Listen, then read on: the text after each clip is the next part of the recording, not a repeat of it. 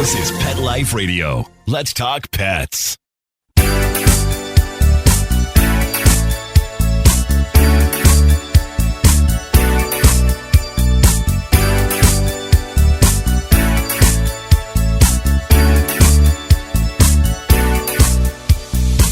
Hello, you're listening to Animal Party on Pet Life Radio with me, Deb Wolf, and once again, I have Stacy Mantle from PetsWeekly.com. Welcome to the show, Stacy.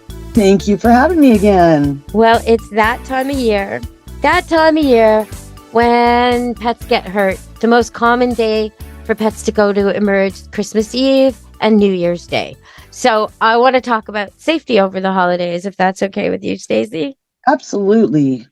So I know you were saying just before we got on air that you wanted to give out some tips about power failures. So maybe I'll just let you start with that.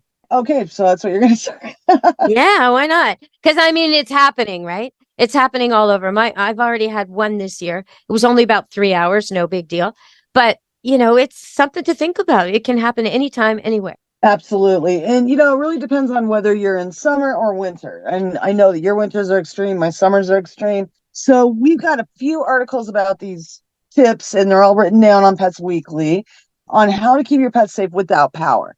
The first thing is to know that your power went out, because sometimes we're away at work. We don't know that it went out. In Arizona, it's a big problem because our houses can hit 110, 120 degrees or better.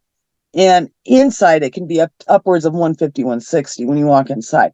So not knowing that your power went out is really critical. I mean, you need to know it. So what they have is some remote temperature change fluctuation things, monitors that will tell you your power is out or there's been some sort of a voltage issue. It'll let you know that it's too hot or too cold for your pets.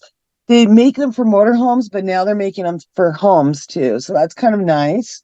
It works through Google or Amazon Home, whatever you're working with, and does a lot of great there. The second thing is getting your generators going. If you don't have generators, probably get one, especially if you're in an area that's prone to power outages. So that's kind of more obvious. But the reason we would want those is a lot of our aquariums crash. If they don't have any oxygenated water and nothing's working on there, you can kill your fish in 24 hours. I mean, it's scary stuff. So you don't want that to happen.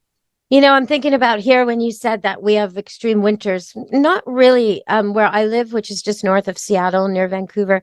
The winters are mostly wet, which is extreme wet. We had 100 milliliters, which is like 50 inches or so in a 24-hour period of rain just the other day, and that's not our worst. I know some places in the world don't even get that in a year. They don't even get a milliliter in a year or 2 milliliters in a year. But so it's very, very wet here.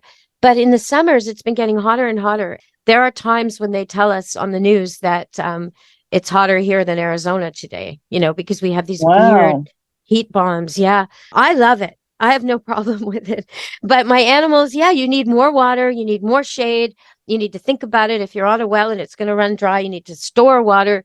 And you don't want to be walking or exercising them in the heat of the day. You want to, and the same for the cold. In the cold, you want to be exercising them when it's warmest, not in the cold time of the day at midnight, right? And so you kind of have to look at the weather and the temperatures. If the ground is so frozen that your bare feet would freeze, your dog needs boots. If it's so hot that your feet or your hands bare on the ground would burn, well, your dog needs some protection. You can't expect him to go barefoot through these scorching or freezing temperatures. So a lot of it is common sense. Look at what you're wearing. If you're all bundled up and you've got a newly shaved poodle, why isn't he wearing a jacket? Right? I mean, exactly. Some of it's common sense. But I like what you're saying about the power failures because, you would never know that your house got that hot. So that makes sense. All right. So it's almost Christmas. And I want to tell people, please don't use that artificial liquid in the bottom of your trees because your pets might drink it and it's really bad for them. Don't do it. Just don't do it. Do something else. And no candles left burning. If you want to do some kind of religious ceremonial candles like for Hanukkah and you want to leave them burning and not blow them out, it's a good idea to use birthday candles, really short ones. So it's done quickly while you're still eating the meal and you're still there because you never want to leave candles burning in a room with pets when you're not there. That's just a recipe for disaster. And candles on a Yeah, and candles on a dry tree are bad. And food on a tree is a bad idea, like popcorn or chocolates under the tree. All these things tempt your animals to mess with the tree. Now, you can baby gate the tree off. I find that really effective if you don't have cats, if it's just dogs. Put a big giant X pen around it and they're not going near it and you're safe, right? Puppies, whatever. But otherwise, there's this great commercial on TV right now where the Christmas tree is decorated from the top to about halfway. And the little Jack Russell, it can jump just to the level that they've not decorated, right? And so you really have to think about anchoring your tree and not using ornaments that are glass or dangerous in any way. And what would you like to add to that, Stacy? Because I could keep going about the Christmas thinking. Tinsel. Please avoid tinsel at all costs. It's just not good for anyone in the house. It's bad for pets. It's bad for the environment. Yeah, so avoid tinsel and really watch the plants that you bring out. Holly, mistletoe, all of that is very toxic. So if you're going to have live plants, please make sure they're safe for pets or out of reach of pets. Yeah, poinsettias too. Not good. Very much so. Yeah. Yeah. And then the other thing that's really common at the veterinary clinic, I used to work at one as a vet nurse, and I remember them coming in, was the injuries and illnesses, torqued stomachs, and abdominal surgeries required for dogs who got into the turkey. They would get into the garbage where there was some kind of, bones, carcass, gravy kind of combo wrapped in foil, and they would just eat whatever.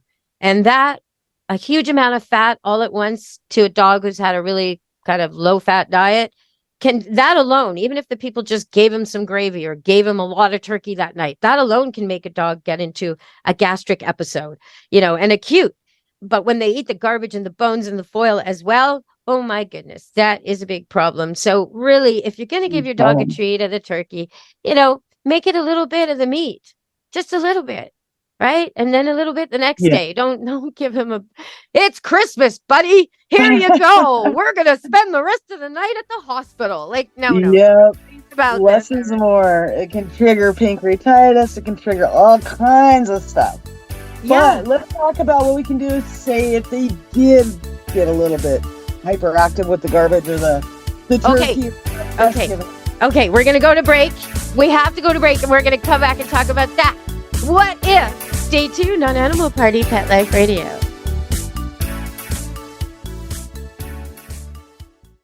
Take a bite out of your competition. Advertise your business with an ad in Pet Life Radio podcasts and radio shows. There is no other pet-related media that is as large and reaches more pet parents and pet lovers than Pet Life Radio. With over 7 million monthly listeners, Pet Life Radio podcasts are available on all major podcast platforms. And our live radio stream goes out to over 250 million subscribers on iHeartRadio, Odyssey, TuneIn, and other streaming apps. For more information on how you can advertise on the #1 pet podcast and radio network, visit PetLifeRadio.com/advertise today. Let's Talk Pets on PetLifeRadio.com.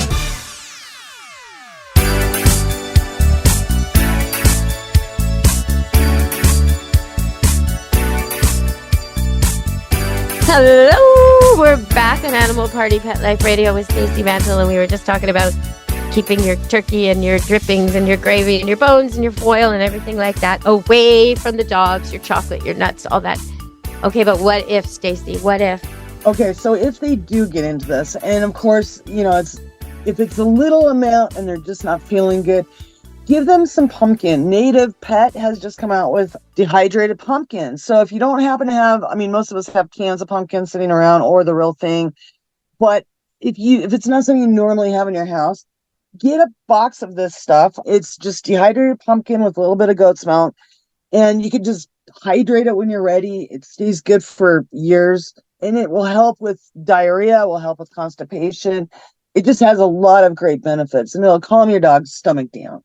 So whenever it's like a regulator, it's like a soothing, regulating thing. Some dogs won't eat pumpkin. I know a Portuguese water dog in Toronto. They wrote to me their dog wouldn't eat pumpkin. And I asked one of my vets that was on the show on Animal Party Pet Life Radio. One of my vets was on the show, and I asked him this question. My dog won't eat pumpkin. What can we do? And he said, try squash. And apparently she likes squash. So Squash is very good as well. Yeah, that's great. I'm glad they have some options. Yeah, because squash, pumpkin, any of those gourds kind of thing, it's really high in fiber and it helps regulate the system and just providing a little extra digestion. You know what's interesting about this is a little bit aside, but the pumpkin seeds are a natural parasite killer when you feed them to goats. I've heard that. Yeah. Yeah, It's interesting. kinda cool.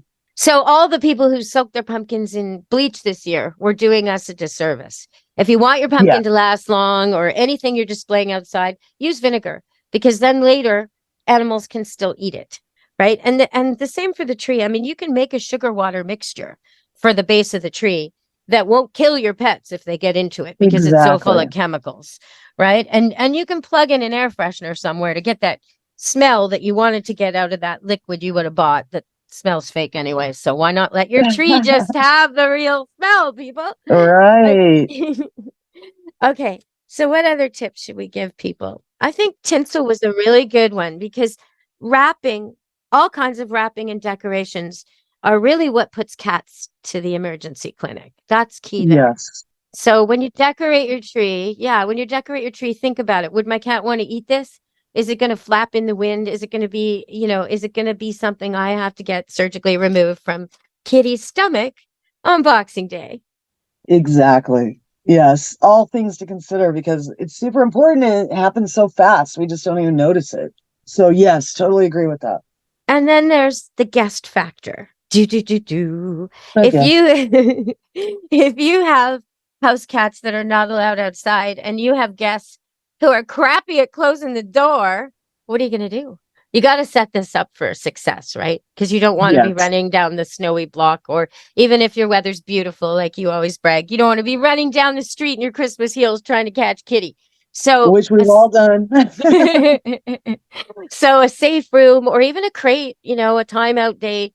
Your cat may be grateful if it's not super social. And if people are coming in, let's say you have a relative who's walking with a walker or impaired in some way, and then they have to take off their boots and put on their shoes, and they got a helper behind them. I mean, the door's going to be open. It's just going to be open for a while. So Kitty has to be safe, at least for that part of the evening when everybody's coming. And if you've got a smoker in the group, they're going in, they're going out, they're going in, they're going. If your cat's one of these cats that's like ready to go, looking for that opening, just put it in a cage, because it's going to find the opening when you have company. Oh, yeah. They're smarter than we are.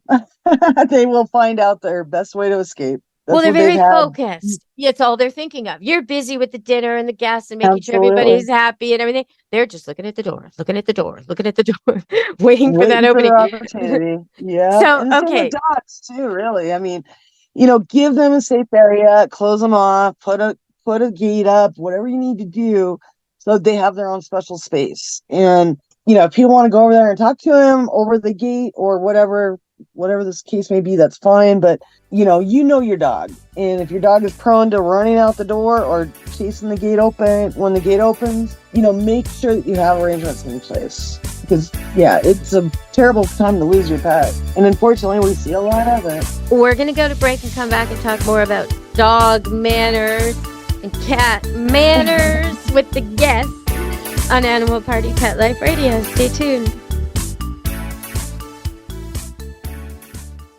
Molly, here's your dinner. Zeus, that's not your food. Don't let that happen to your precious cat. Elevate your cat's eating experience with the Cat Tree Tray. The Cat Tree Tray keeps your cat's food off the floor and conveniently located on the cat tree. It's the perfect way to eat. It's a beautiful wrought iron tray that easily attaches to your cat tree and keeps dogs and other critters out of your cat's dish. A must for multi-pet households. There's a 6-inch tray for large bowls and a 4-inch tray for smaller bowls. Purchase your Cat Tree Tray today. Go right now to cattreetray.com. That's cattreetray.com. cattreetray.com. Let's talk pets. Let's talk pets On Pet Life Radio. Pet Life Radio. PetLifeRadio.com.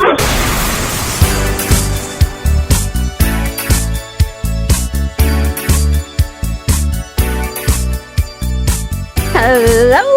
we're back with Stacy Mantle from petsweekly.com.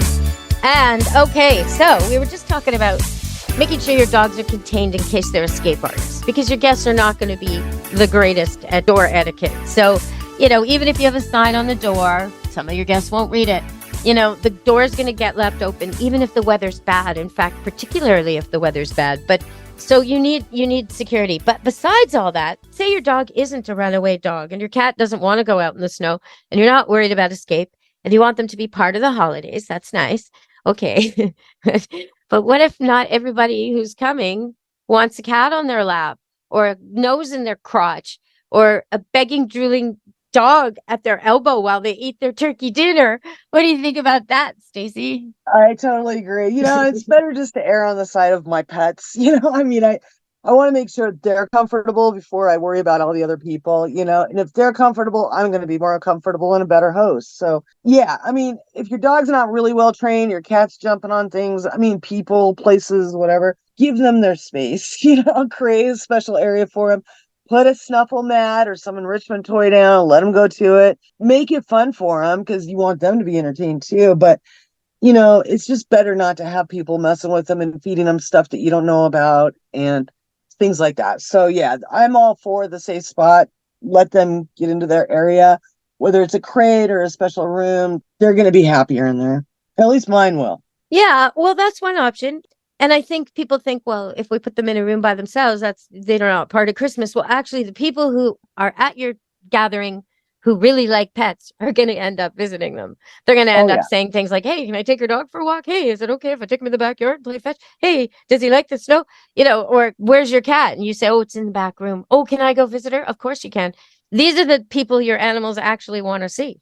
They don't want to see the other ones anyway. So that's okay. But I also think that, if you're not overwhelmed by the holidays, maybe your dinner party is smaller, or maybe you got a lot of hands on deck, you can make somebody in charge of that dog.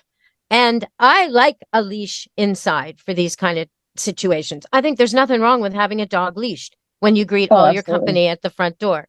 And if you've got a kid who likes handling the dog and kind of, it's for a socially awkward kid, it gives the kid something to do and a role during the night. But for any kid who's connected to the dog, you could say, look, Jim, Fred, Sally, I'm using names of their grandparents, but whatever. You're in charge of the dog today. And just make him be polite. He's on a leash. If he's not polite, he goes into his timeout room, bring him back later to try again. And what you'll have is a perfect evening of training. The dog is not allowed to beg. The dog's not allowed to jump up. The dog greets at the door with a sit back from the company. He's not allowed to sniff the crotch. And the thing about sniffing the crotch, your dog can smell somebody's crotch from the other side of the room. It does not need full contact. So that's pretty rude. That's a I'm in charge kind of gesture. So we don't need that. We don't need that when we're welcoming company.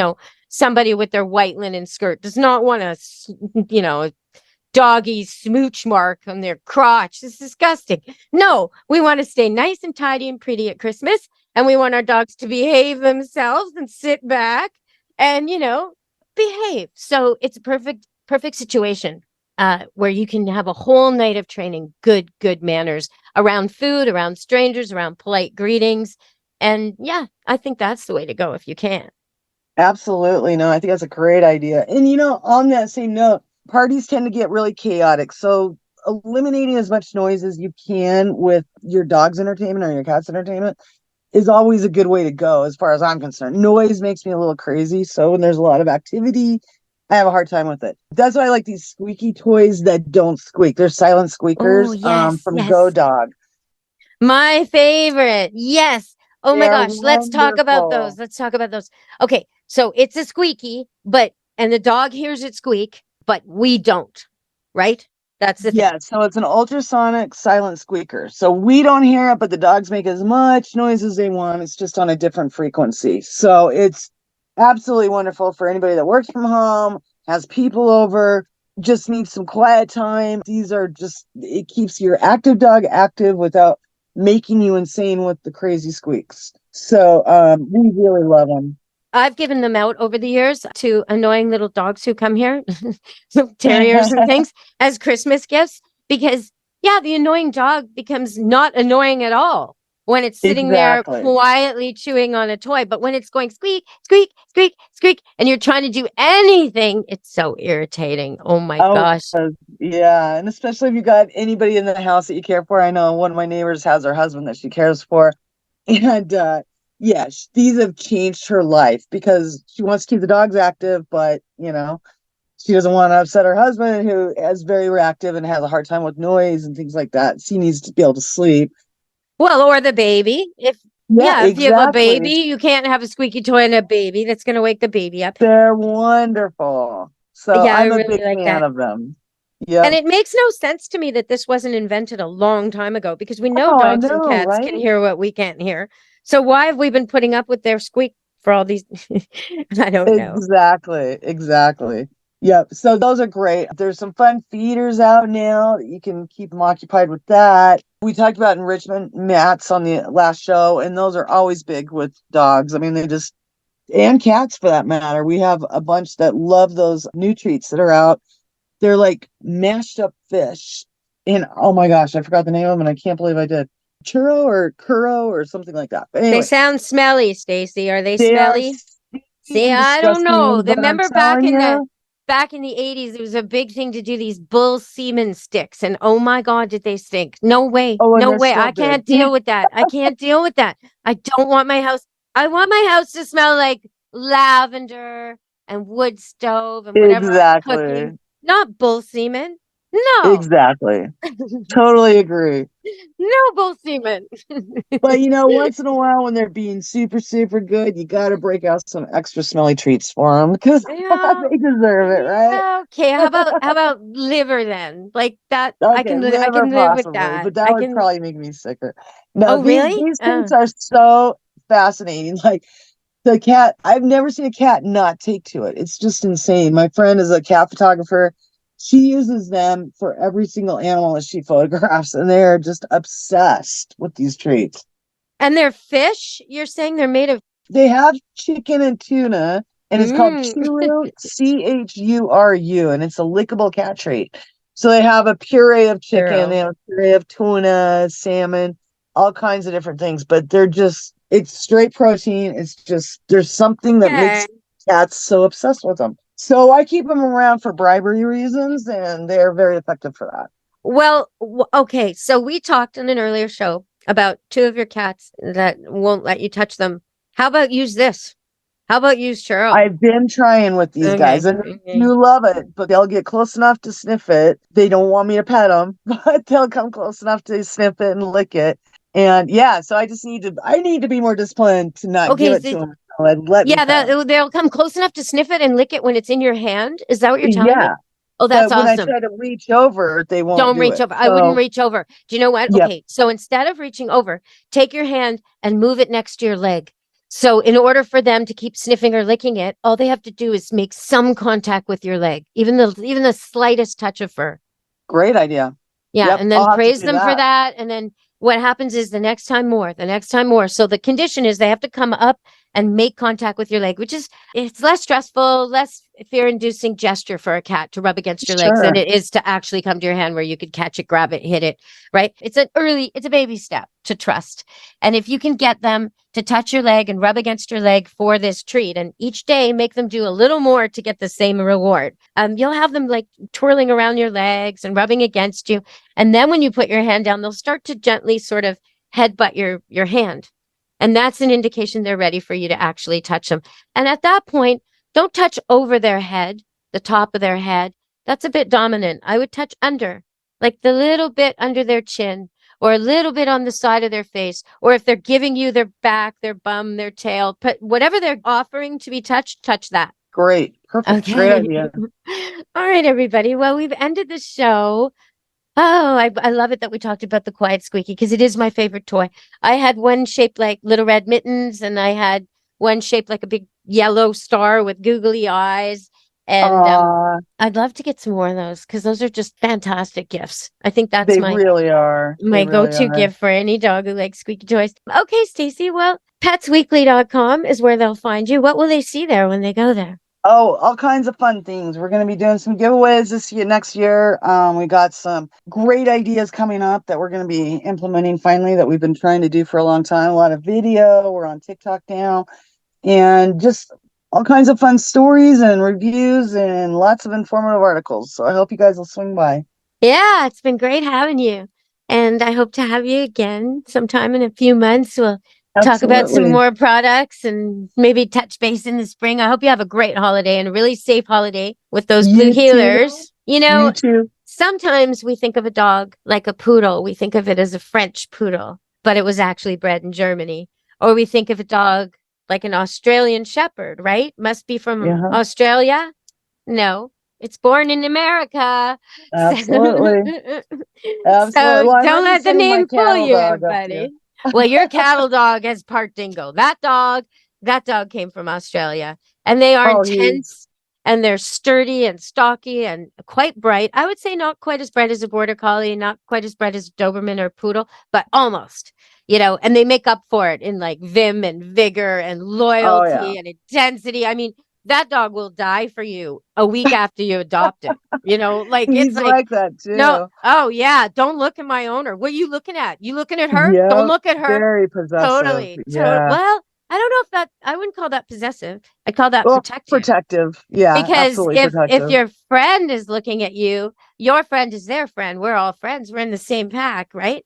He doesn't keep your True. friends away, just strangers. Yeah. Very true. Very true. So, but for anyone listening who's thinking of getting a blue healer, it might not be for everybody, right, Stacy? No, you definitely need a longer, strong commitment with this dog. They're stubborn. I love them to death, but wow, the stubborn and the drama.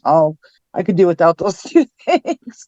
I thought Maya was bad, but Marco's got her cornered. What's Maya? Maya is a res dog, believe it or not. She's got, I think, 32 breeds in her. She's mostly Australian Shepherd and some German Shepherd. She's got some Rotties. She's even got some Chihuahua. So she was quite the handful. She was very, very bitey. I don't know if you remember that. We talked about that back last year. Mm-hmm. And she's finally grown out of that, thankfully. And Marco is her little baby, so she adores him. That's the only reason we decided to get him. But yeah, so they get along great, but definitely needs a lot of work still. We're getting there. We're making progress. Well, when you have two dogs or two cats even, I always suggest that you reward the one that's behaving the best. So you let the other one see that the dog who came calmly and sat when you told it to got a treat. He's jumping all around being crazy. Don't give that dog attention. Don't put that dog in a sit. No. Focus on the good one. And the bad one or the naughty one will start to copy the good one. They'll say, what did he do that I didn't do? And sometimes if it's a kitten or a puppy, you need to kind of show them. But you want the bulk of your attention and the first attention going to the one who's doing it well. Otherwise, the one who's been behaving nicely starts to copy the naughty one because that's what's working. And now they're both jumping all over the place and harassing you for attention. So make it really obvious that the good one gets everything first and more of your attention and more treats. And before long, the naughty one, the cat that's knocking things off the table, or the dog that's bouncing up and down in your face, or the cat that's scratching you, they'll stop doing those things and start copying the one that's getting all the good stuff. So that's my tip for the end of the show on Animal Party Pet Life Radio, and I hope you all have a very safe holiday. Thanks so much for having me on, Deb. Yeah, it's been great, Stacy. Thank you. All right, everyone, look up petsweekly.com. And until next time, from me, Deb Wolf, and from Animal Party Pet Life Radio, be good to your animals. Let's Talk Pets, every week on demand, only on PetLifeRadio.com.